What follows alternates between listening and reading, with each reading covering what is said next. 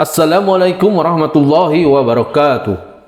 Sahabat beriman, Nabi Sulaiman adalah nabi yang memiliki harta kekayaan yang melimpah dan juga memiliki berbagai mukjizat yang tidak dimiliki nabi yang lain. Ia bisa berbicara dengan binatang. Hal ini sesuai dengan firman Allah Subhanahu wa taala, dan Sulaiman telah mewarisi Daud dan dia berkata, "Hai manusia, kami telah diberi pengetahuan tentang suara burung dan kami diberi segala sesuatu. Sesungguhnya semua ini benar-benar suatu karunia yang nyata." Al-Quran Surat An-Naml ayat 16.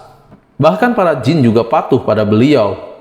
Nabi Sulaiman juga memiliki istana yang megah dan dibangun oleh manusia dan jin. Lalu di manakah letak istana tersebut? Dalam Al-Quran ataupun kisah versi Yahudi dan Nasrani, Sulaiman memiliki kerajaan yang istimewa.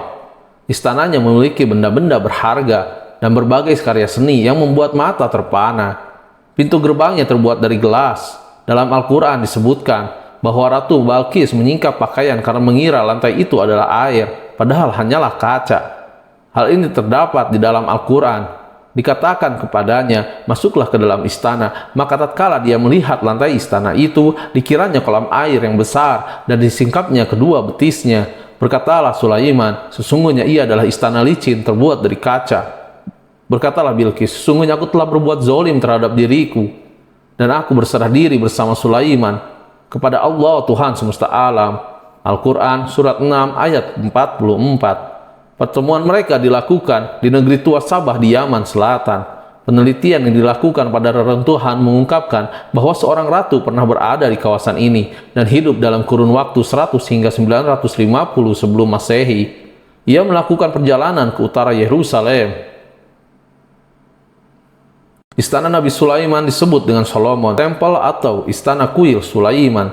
Hal ini sesuai dengan literatur bangsa Yahudi. Istana Nabi Sulaiman alaihissalam sekarang sudah tidak ada lagi, alias sudah runtuh. Yang tersisa hanyalah tembok sebelah barat dari bangunan kuil ini.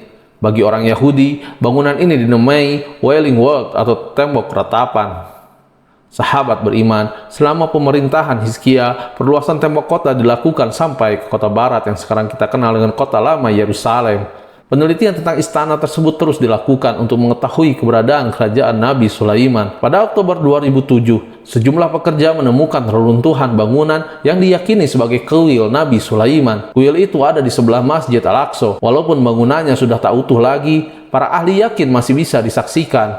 Di lokasi ini juga ditemukan keramik dan tembikar. Benda-benda terkubur selama ribuan tahun. Penemuan ini dianggap penting untuk mengetahui peradaban dan kemajuan yang telah dicapai manusia di masa Nabi Sulaiman alaihissalam. Para peneliti terus berusaha untuk melakukan pencarian situs-situs peninggalan Nabi Sulaiman yang hidup pada masa sekitar abad ke-10 sebelum Masehi. Kuil atau Istana Sulaiman merupakan lambang kekuatan, sehingga sangat berguna bagi Yahudi. Dalam situasi terkini di dunia internasional, mereka yakin bahwa fondasi kuil Nabi Sulaiman ada di Masjidil Aqsa. Pembangunan kuil ini sangat penting bagi Yahudi sebagai pengakuan atas bangsa mereka.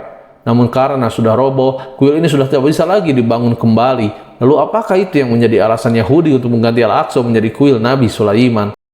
Sahabat beriman, itulah penemuan mengenai istana atau kuil-kuil Nabi Sulaiman alaihissalam. Penemuan istana ini dinilai sangat penting bagi orang-orang Yahudi sebagai pengakuan terhadap bangsa mereka. Mereka juga meyakini bahwa istana Nabi Sulaiman yang dulu ada di Masjidil Aqsa. Wallahu a'lam bishawab. Sahabat beriman, jangan lupa berbagi informasi dengan share video ini, karena sebaik-baik manusia adalah yang paling bermanfaat bagi manusia. Hadis riwayat Ahmad. Assalamualaikum warahmatullahi wabarakatuh.